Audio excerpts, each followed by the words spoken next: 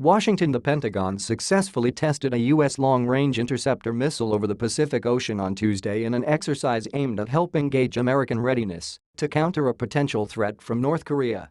During the test, the Pentagon and APOS Missile Defense Agency launched an interceptor rocket from an underground silo at Vandenberg Air Force Base in California.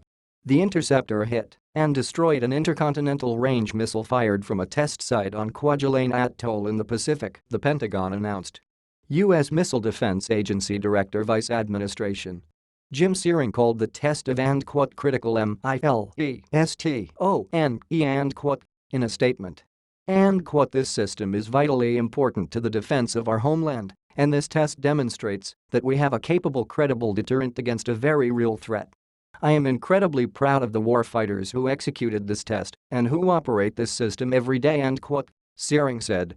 The U.S. military and APOS test comes on the heels of North Korea and APOS reported launch of a military projectile Monday morning that landed in Japan and APOS Maritime Economic Zone.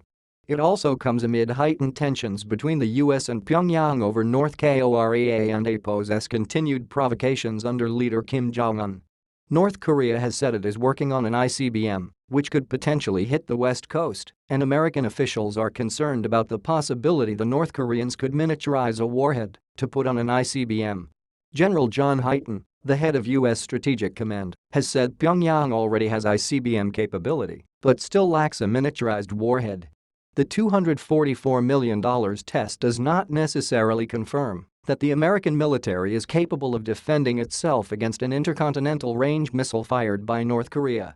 Pyongyang also is understood to be moving closer to the capability of putting a nuclear warhead on such a missile and could have developed decoys sophisticated enough to trick an interceptor into missing the real warhead. President Donald Trump was briefed after a North Korean missile test earlier this month, and the White House said in a statement at the time that North Korea has been a flagrant menace for far too long.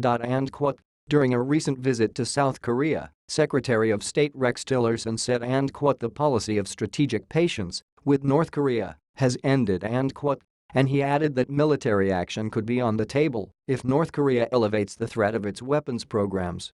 Before Tuesday, the most recent intercept test, in June 2014, also was successful, but the longer track record is spotty. Since the system was declared ready for potential combat use in 2004, only 4 of 9 intercept attempts have been successful. North Korea says its nuclear and missile programs are a defense against perceived U.S. military threats. Laura Grego, senior scientist at the Union of Concerned Scientists, which has criticized the U.S. missile defense program, calls the interceptor an advanced prototype meaning it is not fully matured technologically, even if it has been deployed and theoretically available for combat since 2004. The interceptors are, in essence, the last line of U.S. defense against an attack by an intercontinental range missile. The Pentagon has other elements of missile defense that have shown to be more reliable, although they are designed to work against medium-range or shorter-range ballistic missiles. These include the Patriot missile, which numerous countries have purchased from the U.S., and the Terminal High Altitude Area Defense, or THAAD, which the U.S. deployed this year to South Korea to defend against medium-range missiles from North Korea.